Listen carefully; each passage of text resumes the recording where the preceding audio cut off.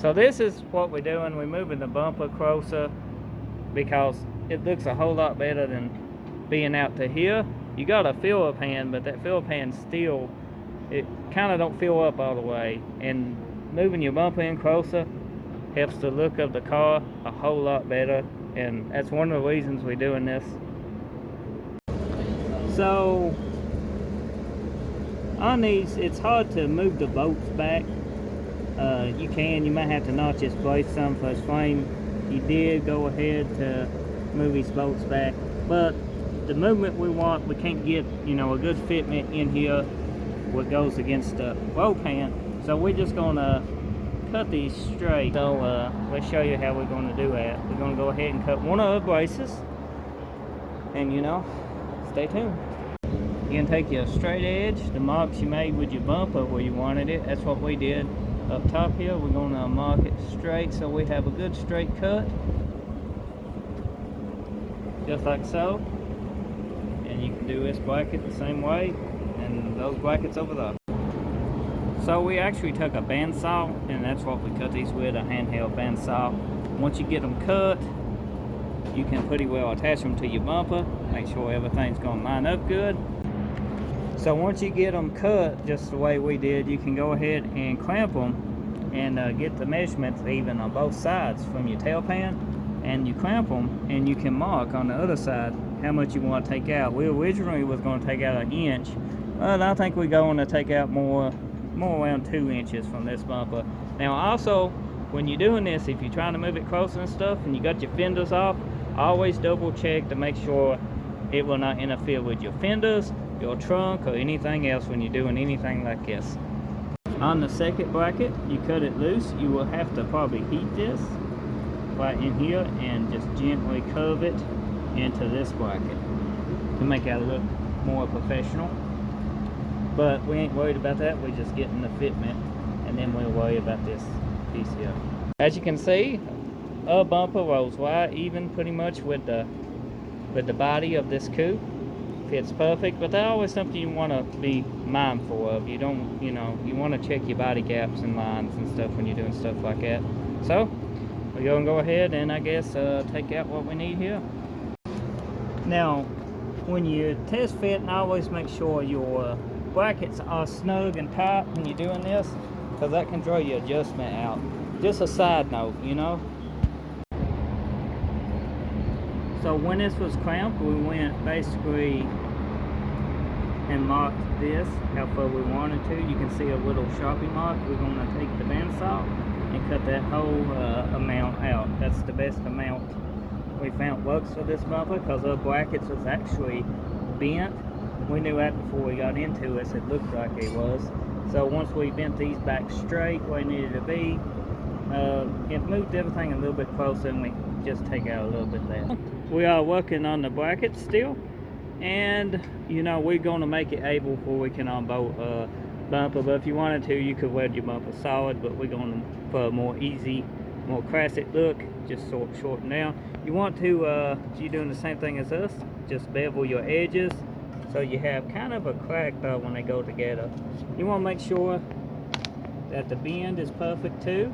We took a pipe while this is still on the car and just tweaked it just a little bit, but to fit a bumper. And it's best to measure twice and cut once. So we're gonna go ahead and tack this on, and then I'll show you what we got. So basically what we did, we bent this out a little. We done got the other side bent out and welded on, and then we cut what we needed, and that makes the bracket fit perfect. And we checked the fitment from the body here to here on a point, and same down here on that side. So once we get that welded, we can actually heat this one up and bend this one over to this one, and it fits pretty well perfect. We done got the other side, so let's go ahead and get this side. To straighten the corner pieces to make them bend, this is kind of hard metal, so you're going to have to use a torch to heat these up with, and then take a hammer and gently just move them a little at a time. You don't want to move them too much at one time.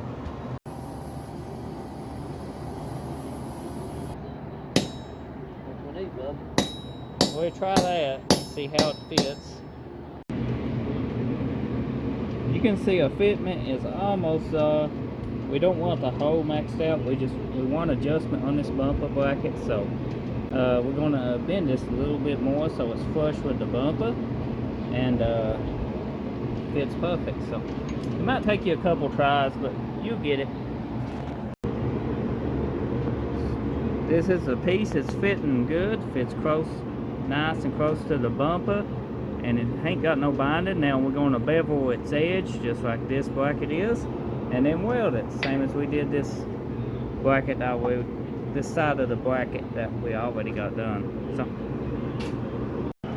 and always double check all your measurements, make sure everything's going to be even when you do this, because it's best to check and not have to do it over. So we went ahead and tacked that in place. Now we're going to take the whole bracket back off the car and put taking it loose from the bumper, and finish this bracket and weld it up, and then dress the welds up, and then probably powder coat them in a later video. So this is basically what it looks like all ground down. Now you can paint this. You could actually put a high build primer on this, sand it down, paint it, or body work it right here where the grinder marks is. Or what we're going to do is powder coat it. Powder coat builds pretty good, and you won't ever notice any of this back here once this is all powder coated black. This is the one bracket done. Fits perfect. There's no binding of the bumper or anything. Fits great.